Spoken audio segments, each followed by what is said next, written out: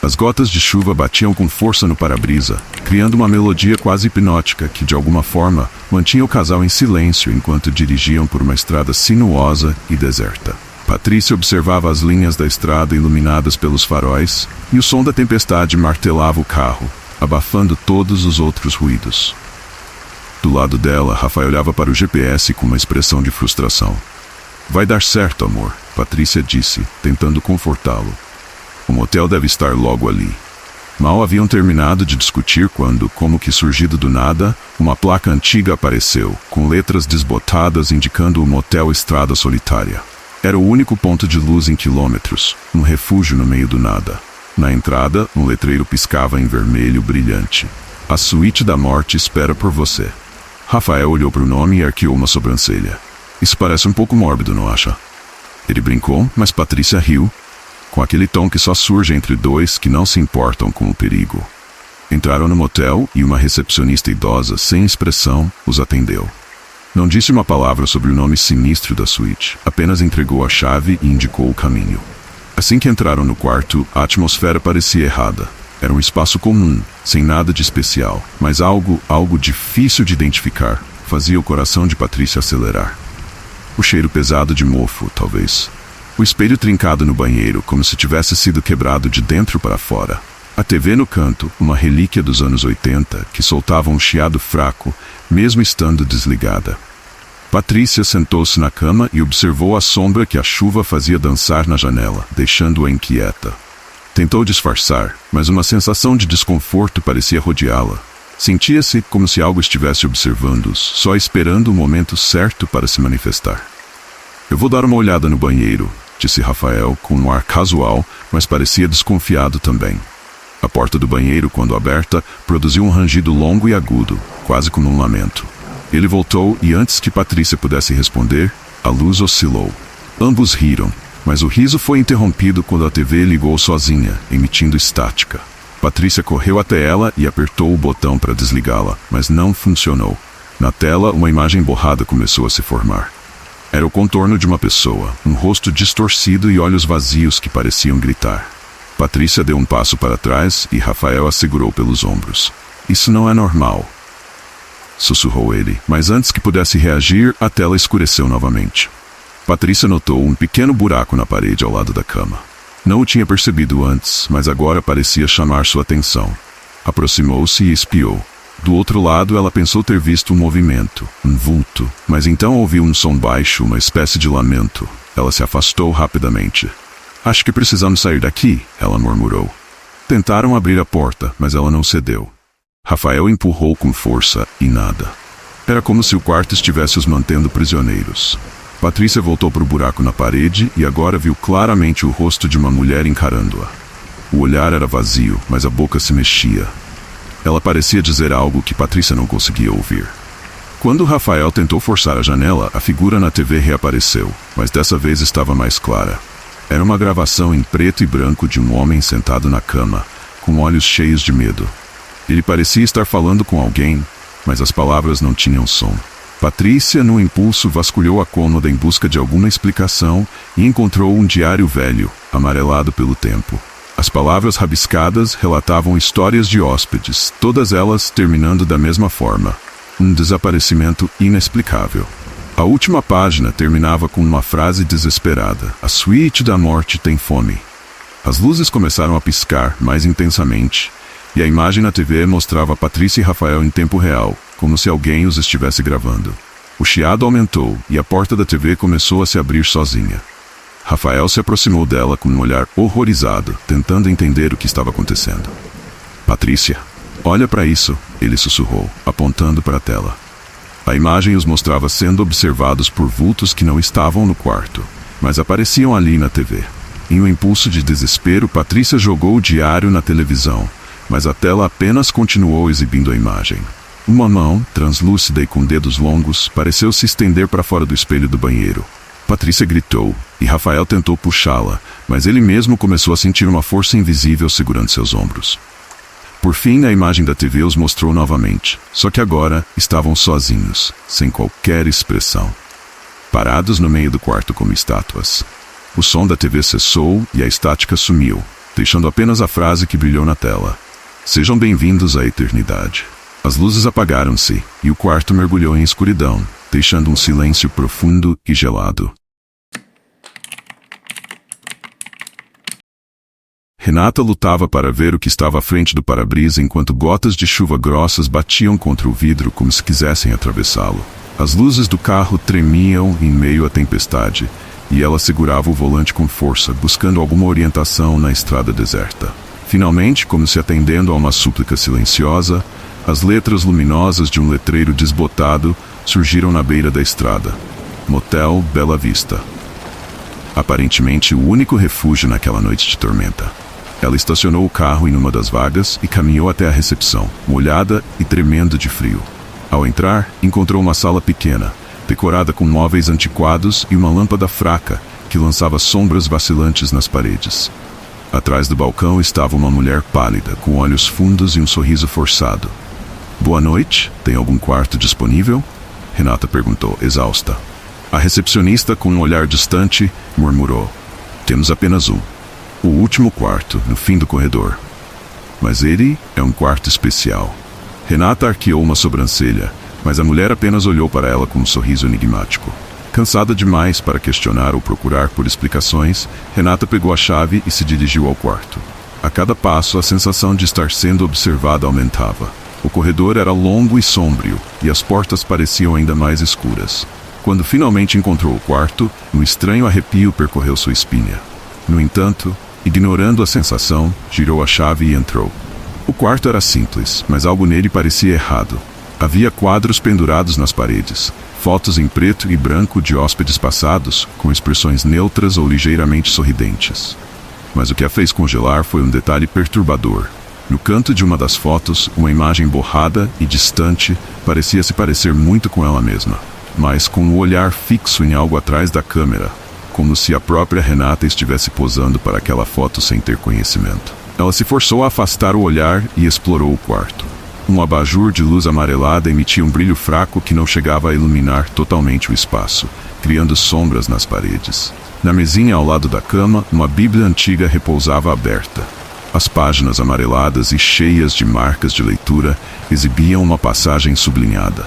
E, ao olhar para trás, ela se tornou uma estátua de sal. A frase pareceu mais uma advertência do que uma citação. A chuva lá fora continuava, criando um som constante e opressor. Renata sentou-se na cama, tentando relaxar, mas não conseguia afastar a sensação de que não estava sozinha. Foi quando notou outro detalhe perturbador. Na parede oposta à cama, outro quadro a mostrava, mais próxima, com um semblante de medo, olhando diretamente para a frente, como se soubesse que estava sendo observada. "Isso é impossível", murmurou. Ela se levantou, aproximou-se do quadro e o tocou com dedos trêmulos. O retrato era real, e o rosto era o dela. Na tentativa de afastar a imagem da cabeça, ela olhou em volta do quarto, mas sentiu que a observavam de cada canto. Voltou à cama e pegou o celular para checar se havia sinal, mas ele mostrava sem serviço. Tentou ligar para alguém, qualquer pessoa, mas o telefone apenas emitiu um sinal mudo antes de desligar. Ao olhar novamente para os quadros, a presença das fotografias a envolveu de uma maneira sufocante. Agora outras imagens pareciam estar mudando também, transformando-se em cenas de desespero. Em uma delas, uma mulher segurava a cabeça, com os olhos arregalados e a boca aberta em um grito silencioso. O quarto estava escuro e silencioso, mas havia uma presença ali, como se o ar estivesse carregado de algo antigo e maligno, esperando apenas um descuido para atacar. Ela se dirigiu à porta para sair, mas a maçaneta não girava. Parecia trancada, mas não havia tranca do lado de dentro. Ela forçou, deu um puxão, mas nada. O pânico começou a tomar conta dela. "Tem alguém aí? Alguém pode me ouvir?" gritou, socando a porta. O eco da sua voz foi engolido pelo silêncio. Subitamente o abajur piscou, lançando a sala numa penumbra inquietante. Quando a luz voltou, os quadros haviam mudado novamente. Em todos eles, Renata aparecia em diferentes posições, cada uma mais aterrorizada que a anterior. Em uma delas, estava encolhida no chão, como se estivesse escondendo-se de algo. Ela sentiu a garganta secar. Os quadros agora mostravam seu destino em tempo real. Era como se uma força invisível estivesse registrando cada instante de seu medo e desespero, aprisionando-a não apenas no quarto, mas em uma lembrança eterna daquele momento. Renata correu até a janela e tentou abri-la. Mas estava selada, como se o quarto fosse uma cápsula isolada. Ela deu socos no vidro, mas ele apenas absorvia os golpes, devolvendo um olhar dela mesma, desesperada e impotente. A cada segundo, a sensação de ser observada aumentava. Ouviu um leve som de risos, distante e frio. Virou-se e viu uma sombra, uma figura indistinta no canto do quarto, encarando-a. Ela fechou os olhos na esperança de que fosse uma ilusão, mas ao abrir, a figura estava mais próxima. Em um último esforço de racionalidade, Renata pegou o celular e abriu a câmera, tentando ver o que estava acontecendo ao seu redor. Na tela, o rosto dela surgia com uma expressão de pavor extremo, e uma figura escura se aproximava lentamente atrás dela. Com o celular ainda na mão, ela se virou e viu apenas o vazio, mas sentiu um toque frio em seu ombro. Suas pernas cederam, e ela caiu no chão. A porta ainda estava trancada, e o quarto mergulhado em um silêncio mortal. A última coisa que viu foi a tela do celular refletindo seu próprio rosto, congelado em uma expressão de desespero, antes que tudo escurecesse. A chuva caía pesada enquanto Sérgio estacionava seu carro em frente ao Motel Paraíso, um local decadente à beira de uma estrada vazia no interior do Brasil. Ele nunca escolheria um lugar assim se tivesse opção, mas o temporal tornava perigoso dirigir, e aquele era o único abrigo por quilômetros. O letreiro piscava de forma intermitente, lançando sombras no estacionamento coberto de poças d'água escuras. Quando Sérgio entrou na recepção, foi recebido por um homem de aparência exausta, com pele pálida e olhos que pareciam sempre focados em algo além do presente. "É por uma noite só", disse Sérgio, passando um olhar rápido pelo local. O chão estava coberto de uma camada fina de poeira, e o cheiro no ar era um misto de mofo e algo mais, algo metálico. O recepcionista lhe entregou uma chave velha e enferrujada, com uma etiqueta vermelha desbotada onde se lia Quarto 6. No instante em que Sérgio segurou a chave, sentiu uma picada estranha no dedo, como se a ferrugem o tivesse cortado, ou pior, como se algo estivesse tentando entrar nele através daquele simples toque. "A chave de sangue", murmurou o recepcionista, com um sorriso sutil, antes de se calar sem dar qualquer outra explicação. Sérgio, sem querer prolongar um momento desconfortável, subiu a escada e encontrou o quarto no final do corredor. Ao girar a maçaneta, ouviu o som de trancas se movendo, como se o quarto se preparasse para recebê-lo. O quarto estava em penumbra, iluminado apenas por uma lâmpada amarela no teto. Era um espaço pequeno e sufocante, com uma cama de lençóis manchados e uma cômoda com gavetas que pareciam que iam desmoronar a qualquer momento.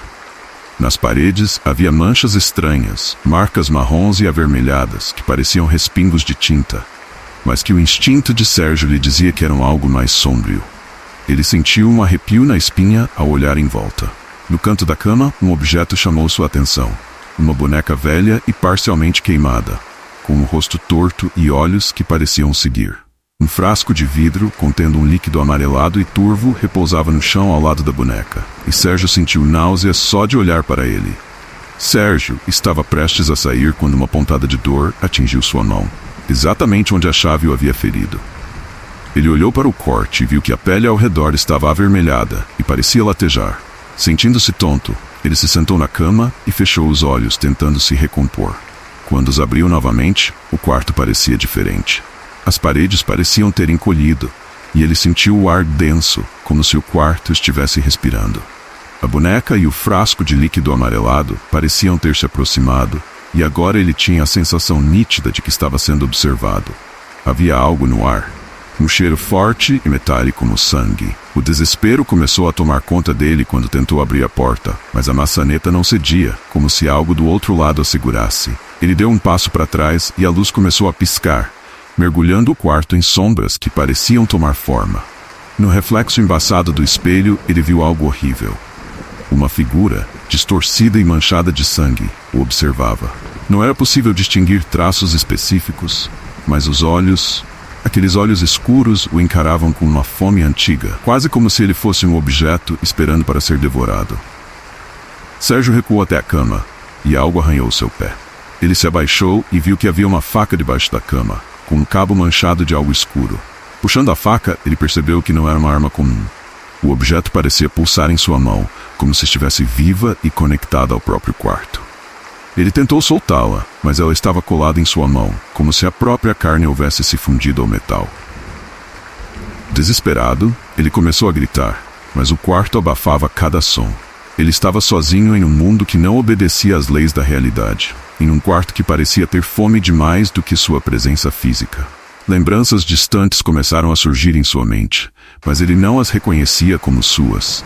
Eram visões de dor e violência, gritos e lamentos de outras pessoas, homens, mulheres, jovens e velhos, cada um deles marcado por aquele lugar. O rosto dele apareceu em um dos reflexos na parede, mas não era mais ele. Era uma máscara de horror, os olhos perdidos e a boca escancarada em um grito silencioso. O sangue de outros, de cada alma que havia passado por aquele quarto, parecia escorrer pelas paredes, e ele sentiu que seu próprio sangue se misturava àquele fluxo horrível. No auge do terror, algo se conectou em sua mente.